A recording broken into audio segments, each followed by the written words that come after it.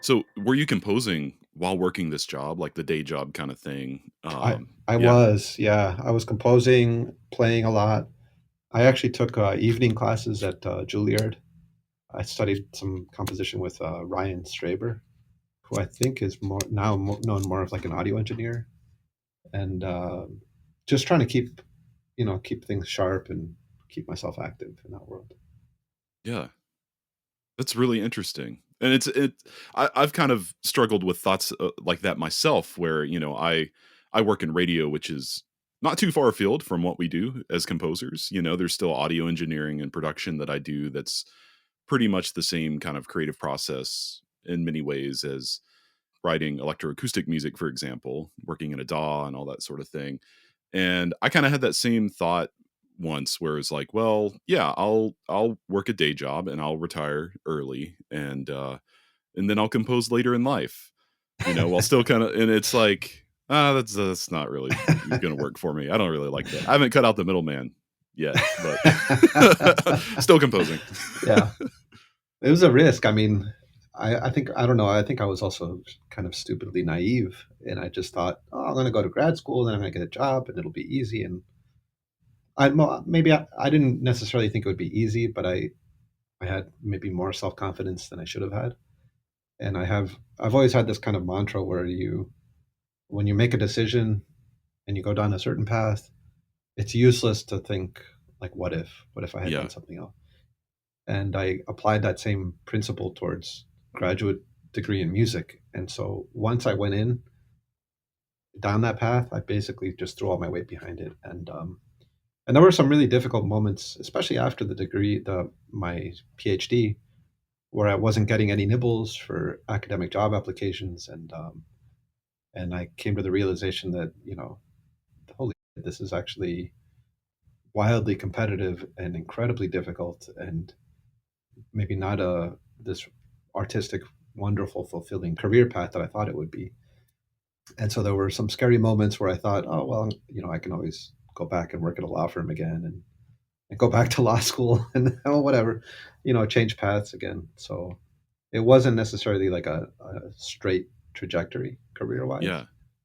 but I don't know. There was just something like I've just been weirdly obsessed with composing to the point that I almost can't imagine myself doing anything else at this point.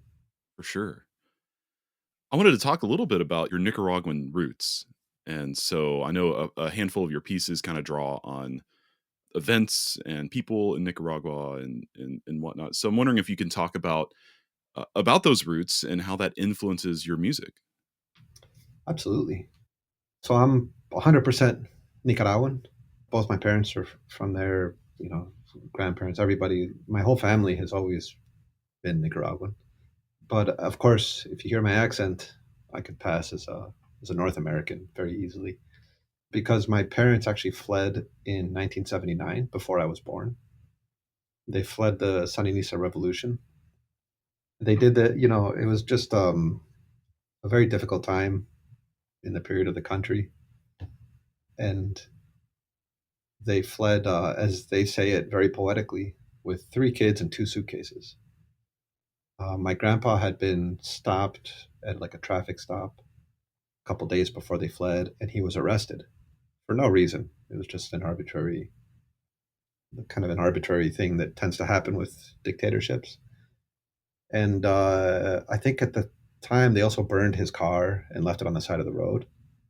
And so then when cousins and sort of family found out that he was missing and that his car had been destroyed and left on the side of the road, everyone freaked out. Everyone thought he was dead. He had been killed. And he was held in a cell for a couple days, didn't have any contact with the outside world. And then he was finally released. But when they released him, the Sandinistas said, okay, you can go home, but we don't know if the National Guard, which was the sort of army of the dictator at the time who they were fighting against, they said, we don't know if the National Guard is over the other side of that hill. So you go ahead, and if they shoot at you, we know that they're there. And if they don't, then you're free to go. So they use Whoa. them kind of Yeah. as like human bait. And so he went over the hill. He had his arms up and he was yelling, "I'm unarmed. I'm not a Sandinista." And thankfully, no one was there. So he walked home. And then he showed up to his house. My parents at the time lived right next door. And everyone was really surprised and relieved to see that he was still alive and that he survived. And so that day, my parents bought tickets to go to Missouri, St. Louis, where my aunt, my brother's sister, was studying at the time. And they fled the country for what they thought was going to be a month or 2 months, maybe until things calmed down a little bit. And they ended up spending almost 40 years outside of Nicaragua. Just moving, as I mentioned, we moved every couple of years growing up. And a lot of this was just because my dad's job, you had to get transferred to all sorts of different locations and things. But as a result, we never really, I never personally settled down anywhere in any particular place. We were always 2 years in different random cities in the world. And the only constant was really Nicaragua. We would go back every summer. We would stay at my grandparents' house. All my, bunch of my cousins and aunts and uncles were all still there. So despite never living there as a kid, it still really felt like home, and it felt like the only constant through a kind of tumultuous life. A lot of my early musical training was there. I took guitar lessons with Julio Vásquez when I was young. He was a really well-known Nicaraguan folk guitarist, classical and folk guitarist. And my brother and I took marimba lessons when we were young. There's a traditional folk marimba that has a really buzzy, beautiful timbre. It sounds just incredibly rich. And so, basically, long story short, we always had one foot in Nicaragua, one foot outside. And I, of course, was exposed to a lot of Nicaraguan traditional music and folk music, and grew up very intuitively being able to perform, a lot of the rhythms and the sort of styles of the region. But I never really mixed that, I guess, with my notated music. I'm not 100% sure why. I never really drew on those folk traditions.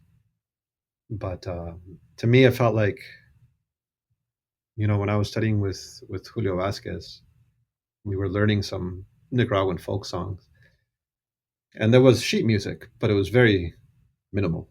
Yeah. It was just a bare bones transcription, and then he would play it sort of as it was on the page, and it was extremely boring. It was just it felt like a Carcassi study or something.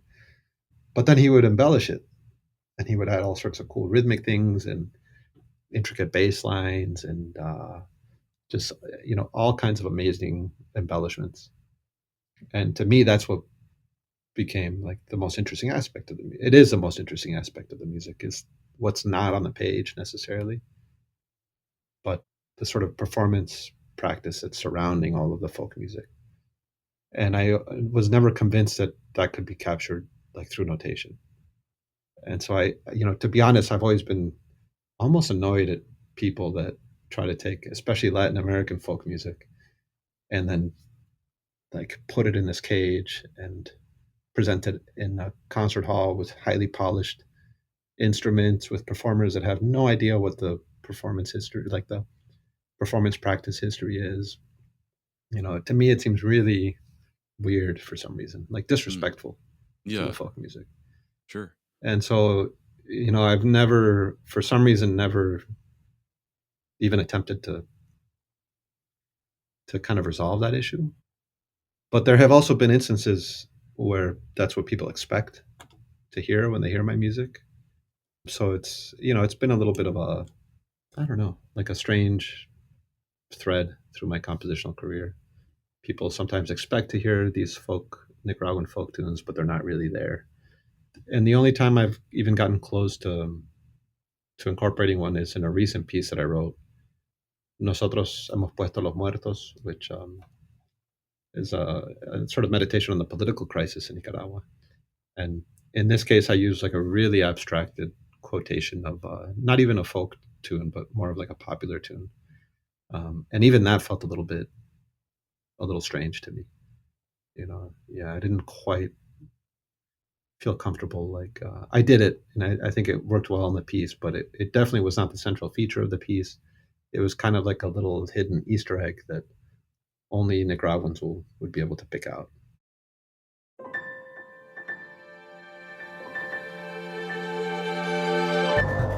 Thank you so much for tuning in to Micromaker by Loose Leaf Transmissions. We hope you enjoyed this brief glimpse into the inner workings of the creative life. If this resonated with you, be sure to check out the full conversation on Music Maker with Tyler Klein, a podcast exploring craft and process, philosophy and inspiration, and the honest, often messy parts of being an artist, creative uncertainty, purpose and identity, and resilience. You can find Music Maker wherever you get your podcasts or by visiting musicmakerpodcast.com.